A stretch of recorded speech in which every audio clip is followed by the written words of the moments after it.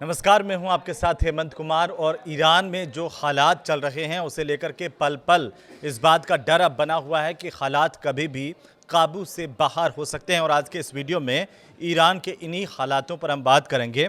Iran में सरकार के प्रदर्शनों को जिस तरीके से देखा गया पूरी दुनिया में, और सरकार के समर्थन में और सरकार के खिलाफ जो प्रदर्शन हुए उन्हें लेकर के लगातार चर्चाएं रही। तो वहीं जो सरकार के खिलाफ प्रदर्शन हुए, ईरान की सरकार की तरफ से उन्हें दबाने की कोशिश की गई। डोनाल्ड ट्रंप और पूर्व शाह के बेटे जा पहलवी प्रदर्शनकारियों को उकसा भी रहे हैं कि वे इसे रोके नहीं।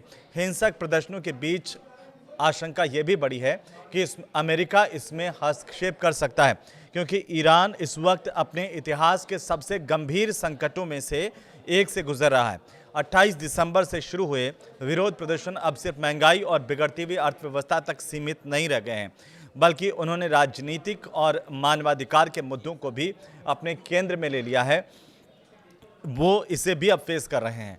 सड़कों पर उतरकर सरकार के खिलाफ जिस तरीके से नारे लगाए जा रहे हैं, उन लोगों पर कड़ी कार्रवाई भी सरकार कर रही है और सड़कों से लेकर अस्पतालों तक में लाशें ही लाशें दिखाई दे रही हैं।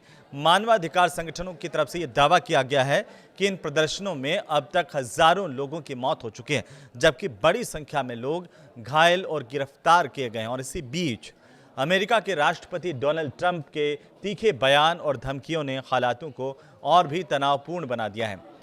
ट्रंप को ईरान ने मुंहतोड़ जवाब दिया है, क्योंकि पहले जिस तरीके से अमेरिका हमलावर दिखाई दे रहा था, तरह तरह के बयान आ रहे थे और ये कहा जा रहा था कि कभी भी अमेरिका का जो है वो ईरान पर हमला हो सकता है। लेकिन ईरान ने भी एक रणनीति बनाई मुंहतोड़ जवाब देने को लेकर के, और लगातार इस पर वर्कआउट किया गया। और अब ये हम देख रहे हैं कि एक कदम पीछे हटता हुआ अमेरिका एक दिन पहले दिखाई दिया। लेकिन आज के हालात क्या हैं? ट्रंप के कब्जे वाली जो धमकी थी उसे लेकर अब ईरान की तरफ से भी प्रतिक्रिया सामने आ गई है। यहां पर नेशनल सिक्योरिटी चीफ की तरफ से ये सीधे सीधे कहा गया कि अगर कोई ईरानी लोगों का हत्यारा है तो वो ट्रंप और नेतन्याहू हैं। यूएन में भी ट्रंप के इसी स्टेटमेंट को आधार बना करके ईरान ने शिकायत की कि वो एक संप्रभु राष्ट्र में अराजकता फैला रहे हैं। देश में फैले हुए प्रदर्शनों की आग में घी डाल करके ट्रंप अपने हाथ इसमें सेक रहे हैं। चूंकि परमाणु हथियारों को लेकर के ट्रंप ने चेतावनी दी थी मीडिया से बात करते हुए, और ईरान को खुली चेतावनी दी। और जब एक पत्रकार ने उनसे पूछा कि ईरान ये कह रहा है कि अगर अमेरिका हमला करता है तो वो जवाब देंगे, इस पर ट्रंप ने मजाक उड़ाने के मूड में भी ये कहा कि हाँ, ईरान ने पिछली बार भी यही कहा था, तब मैंने उनके परमाणु ठिकानों को उड़ा दिया था और अब उनके पास नहीं है, इसलिए उन्हें सही से पेश आना चाहिए। इस बयान को सीधे सैन्य धमकी के तौर पर भी देखा जा रहा है। ट्रंप ने यह भी साफ किया कि वे ईरान में मौजूदा हालात से संतुष्ट नहीं हैं और यहां पर हो रही हत्याओं को अस्वीकार्य मानते हैं। हम ईरान के लोगों को आज़ादी देंगे। आप देखिए कि किस तरीके से एक के बाद एक इस तरह के बड़े बयान अमेरिका की तरफ से सामने आए हैं। जब ट्रंप से पूछा गया कि क्या वे ईरान में लोकतंत्र को देखना चाहते हैं, उन्होंने कहा कि हम लोगों को मरते हुए नहीं देखना चाहते, हम उनके लिए थोड़ी आज़ादी चाहते हैं। इसके साथ ही उन्होंने प्रदर्शनकारियों को उकसाते हुए social media platforms truth social पर ईरानी प्रदर्शनकारियों से अपने संस्थानों पर कब्जा करने की अपील भी की। उन्होंने ये लिखा कि ईरानी देशभक्तों, प्रदर्शन जारी रखो, हत्यारों और अत्याचारियों के नाम बचा करके रखो, उन्हें इसकी भारी कीमत चुकानी पड़ेगी। और ट्रंप ने ईरान के आम लोगों के प्रति जिस तरीके से सहानुभूति दिखाने की कोशिश की है और ये कहा कि वहां पर लोकतंत्र और आज़ादी वे देखना चाहते हैं। उन्होंने ये भी कहा कि हम नहीं चाहते कि लोगों की हत्याएं हो, हम उनके लिए आज़ादी चाहते हैं। वे लोग लंबे समय से नरक में जी रहे हैं। उन्होंने ईरान के अतीत को याद करते हुए कहा कि कभी वह एक बेहतरीन जगह थी ईरान, जहां पर निवेश से अच्छा मुनाफा मिलता था और लोग भी अच्छे थे। लेकिन अब जो हालात है वो इतने ख़राब हो चुके हैं कि वहां पर रहना नरक जैसा है। अब आप देखिए कि ईरान के जितने भी प्रदर्शन हुए हैं ईरान में हालिया दिनों के अंदर, उसमें ये कहा जा रहा है, मीडिया रिपोर्ट्स ये बता रही है कि 2500 के करीब लोगों की मौतें हुई हैं। और ईरान में विरोध प्रदर्शनों का भी थमने का नाम नहीं ले रहा, हालांकि सरकार की तरफ से कड़ी कार्रवाई की गई है। ये जो प्रदर्शन शुरू हुए थे वो दरअसल शुरू हुए महंगाई, बेरोजगारी और आर्थिक बदहाली को लेकर के, उसके खिलाफ। लेकिन धीरे धीरे ये प्रदर्शन कैसे सरकार विरोधी आंदोलन में तब्दील हो गए और कई जगहों पर हिंसक भी हुए, ये हम सब ने देखा।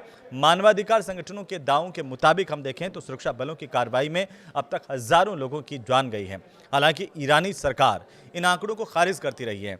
रजा पहलवी का ईरानी आर्मी को एक संदेश भी सामने आया इस दौरान, और ईरान के जो पूर्व शाह हैं, उनके बेटे हैं रजा पहलवी, उन्होंने सशस्त्र बलों से ये अपील करते हुए कहा कि आप ईरान की राष्ट्रीय सेना हैं, इस्लामिक रिपब्लिकन के नहीं हैं। आपके पास ज़्यादा समय नहीं है, जितनी जल्दी हो सके जनता के साथ खड़े हो जाइए। वे लगातार लोगों को ये कह रहे हैं कि वे प्रदर्शनों से पीछे नहीं हटें। इसी बीच ट्रंप ने ईरानी अधिकारियों के साथ सभी बैठकें रद्द करने का भी ऐलान किया है, और ये कयास और तेज हो गए कि अब अमेरिका कभी भी हमला कर सकता है, क्योंकि ट्रंप ने कहा कि अगर ईरान में हजारों लोगों की हत्या और फांसी जैसी घटनाएं होती रहीं तो इसके गंभीर नतीजे होंगे। उन्होंने साफ कहा कि अंत में हमारा लक्ष्य जीतना है, मुझे जीतना पसंद है। ईरान में जारी उथल पुथल और ट्रंप की आक्रामक नीति ने पूरे पश्चिम एशिया को एक बार फिर से अनिश्चितता के दौर में धकेल दिया है। आने वाले दिनों में ये तय होना है कि ये टकराव कूटनीति तक सीमित रहता है या फिर किसी बड़े संघर्ष की तरफ बढ़ता है, किसी बड़े युद्ध की तरफ बढ़ता है। लेकिन यह तय है कि जिस तरह की अमेरिका की गीदड़ भभकियाँ सामने आई थी, उसके बाद ईरान जो है वो डरा नहीं, पीछे नहीं हटा। ईरान ने आक्रामकता दिखाई और सीधे तौर पर चुनौती भी दी है कि अगर आप किसी तरह से उनके देश पर, उनकी अस्मिता पर हमला करेंगे तो उसका मुंह तोड़ जवाब दिया जाएगा। और जब ट्रंप की धमकी आई उसके बाद में ईरान ने जिस तरीके से अमेरिका को हड़काया, उससे अभी लगता है कि ये मसला बातचीत से ही सॉल्व हो जाएगा। हो सकता है कि युद्ध की नौबत नहीं आए, लेकिन आने वाले दिनों में इसके परिणाम कुछ भी हो सकते हैं। इस पर भी हमारी नज़र है। आप क्या सोचते हैं इसे लेकर के हमें ज़रूर बताएं कमेंट करके। नमस्कार।